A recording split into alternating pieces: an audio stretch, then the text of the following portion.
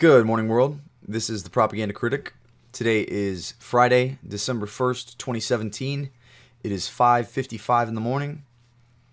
And today I'd like to talk to you guys about race. And the fact that race is a lie.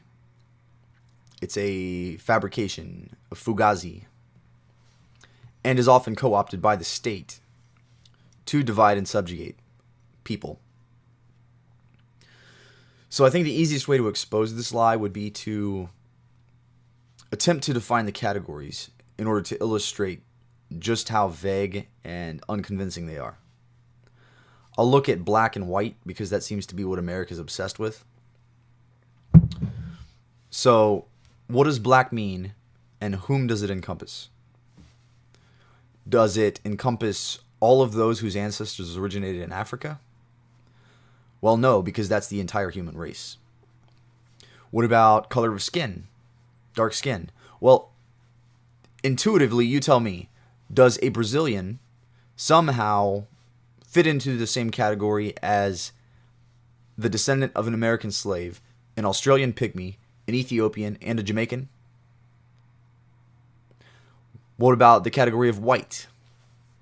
What does white mean, and whom does it encompass? Well, perhaps those whose ancestors came out of Eastern Europe, or the Caucasus. My God, I cannot say that word. The Caucasus region, maybe? Well, that's kind of back to the point of everyone descending from Africa. It's a little bit arbitrary to focus on a specific point in history and draw a line from there out. Maybe it's not completely arbitrary because evolution has a tendency to, when there's geographic separation, people evolve along different trajectories. But I'm not convinced.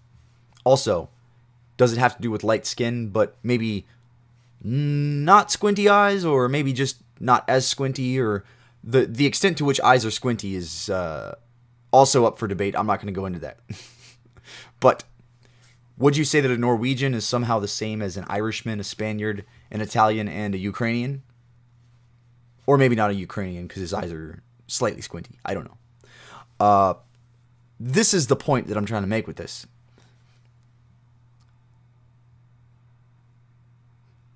I think the idea that somehow phenotypical physical appearance is intrinsically tied to social behavior is really a stupid concept. And social behavior is determined by culture. I mean, it's determined by genetics, but genetics is the underlying determinant of social behavior, but it's also the underlying determinant of phenotypical traits. It's not that physical appearance dictates social behavior or vice versa. They vary not completely independently, maybe because the fact that people who associate with each other and find others who look and act like them will breed together. But I digress. Let's take a look at the American Anthropological Association's statement on race. This is an excerpt from that. Quote, "With the vast expansion of scientific knowledge in this century, however, it has become clear that human populations are not unambiguous, clearly demarcated, biologically distinct groups.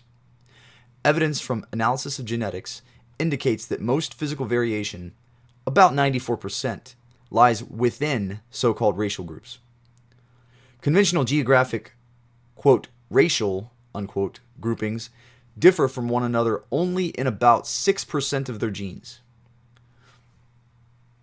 This means that there is a greater variation within racial groups than between them.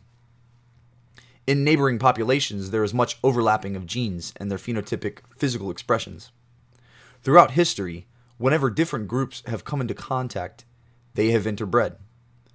The continued sharing of genetic material has maintained all of humankind as a single species." Now, I'm at least 1/16 Cherokee. This is another problem I have, is the U.S. government trying to force me into categories. I would love to not identify myself as being part of a race. And in theory, that's okay. But when my kid was born, they essentially forced me to identify him as being part of a race, even though, like, if I didn't do it, they would. So I'm 1/16 Cherokee at least, because my grandmother's grandmother is Cherokee. And that's just one branch of my family tree. I suspect I'm much more than 1/16. But in order to identify as being part of that category of American Indian, I would need to have an active tribal affiliation. So I couldn't even identify myself as biracial, multiracial, any of that, because I do not have an active social affiliation with a tribe. So one interesting thought is that perhaps what makes the white race the majority is the fact that the category is more broadly defined. And that's it. I'm so frustrated and sick of hearing about this race and that race and who's oppressed and who's the oppressor and all this crap. Why don't we look at each other as individuals instead of the stupid, blind, ignorant categorization that has no basis in biology?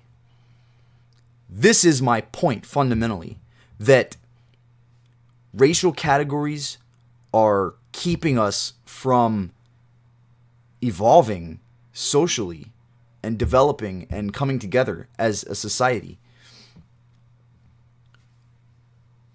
Being an American in a society that's supposed to value the individual and the ability of the individual to rise out of poverty, to freely associate by dwelling on and separating us along the lines of race, those who are in power are keeping us subjugated and keeping us divided. And this needs to stop. This is really a problem. Please let me know your thoughts. I'd like to remind you, please like, share, comment, subscribe, donate. I really appreciate it. And I look forward to continued discussion. So, thanks again, guys. Have a nice day.